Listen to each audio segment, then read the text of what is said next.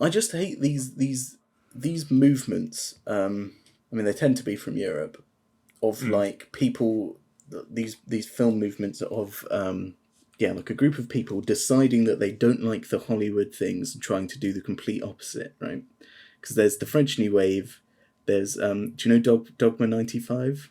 I am familiar with Dogma 95, yeah. Yeah. I had the rules of Dogma 95 printed out and put on my wall at uni because I was a complete and utter nerd. Yeah. I think that Dogma 95 is another thing. I hate the Dogma 95. Have you seen Feston?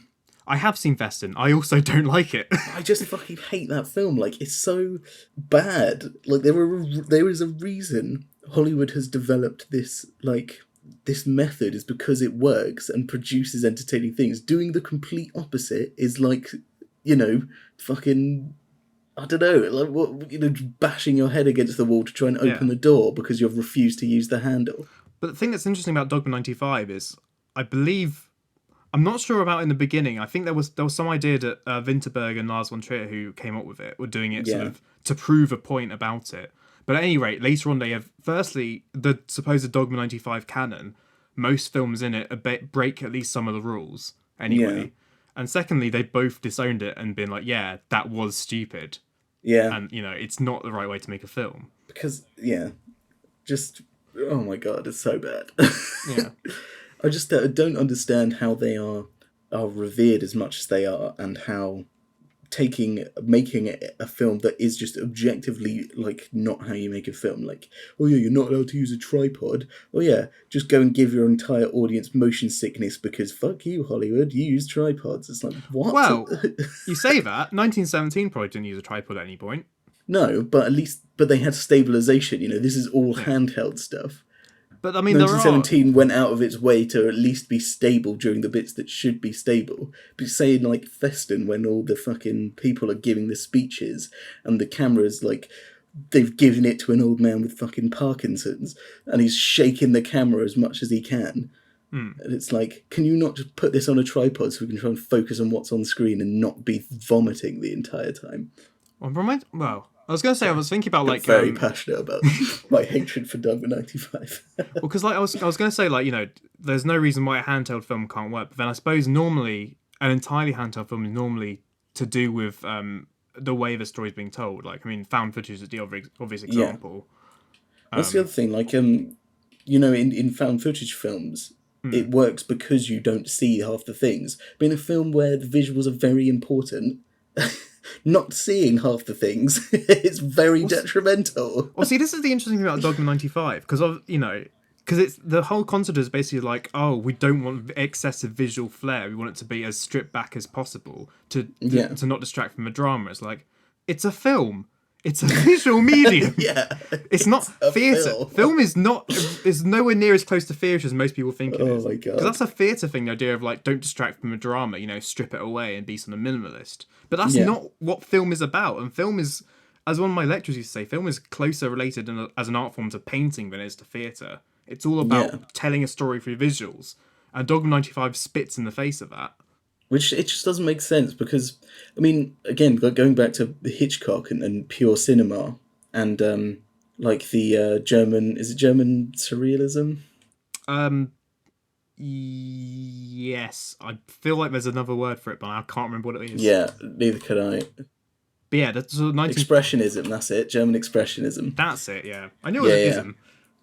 But this way of making the screen as interesting as possible to look at and being able to have the audio completely shut off so you can experience something that only cinema can do, and then like that is one of the most unique selling points of cinema, and then putting that in the bin and shaking the camera like there's no tomorrow. Well, because they say the best films are ones where you could turn the sound off and still understand everything. Yeah. Which is, in many ways, why I respect silent cinema so much, because it is... Because it's exactly that, isn't it? Yeah. But there's a thing, like, I know it's all to do with anti-Hollywood sentiment, which is fair enough, and it's very easy to get, we are anti-Hollywood in a way, like how we hate Disney so much, because it's just this Hollywood machine. Well, that's not anti-Hollywood, that's more anti-corporate, in terms of... Because it's not about... That's what they are mostly against, though, isn't it? The corporate... Yeah. monopolization of cinema.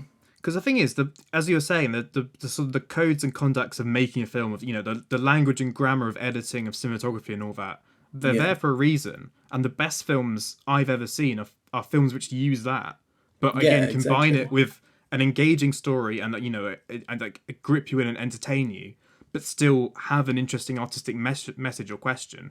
Yeah. Things like Ex Machina, for example, or Apocalypse Now.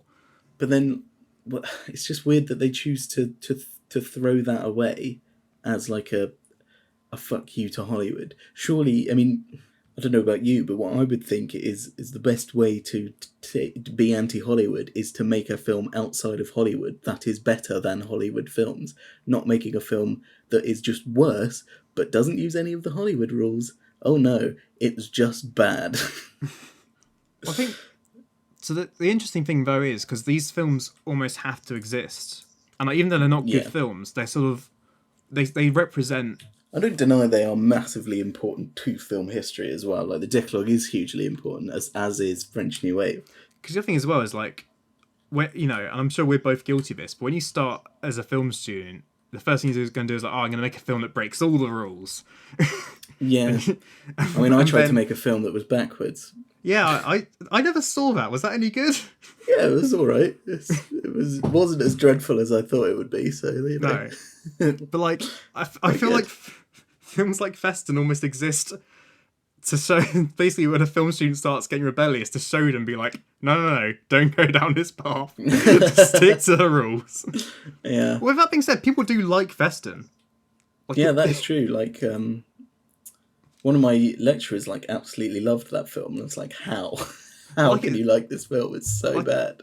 It was on IMDb's top 250 for a while, certainly, and that's well, it's not by any metric the best films of all time. That list, it's certainly the most popular films in some ways. Yeah, So it implies there's at least some, I hesitate to say mainstream attraction to it, but yeah, I couldn't figure it out. I was bored by it, and it's a shame because the story itself is interesting. It's just it's horribly presented. yeah. Like the story is, if you remade that film with a fucking tripod, it would be watchable. Like, the film is interesting, and it's like a very interesting look at family relations and dealing with a very, very difficult subject matter. And it's like, it's so the lack of polish, the lack of anything that would make it a watchable film is so distracting that it takes away from the drama, ironically, and it's like, Yeah. just put it on a tripod. That's just, which is, that's the irony there, I suppose, but that's just annoying.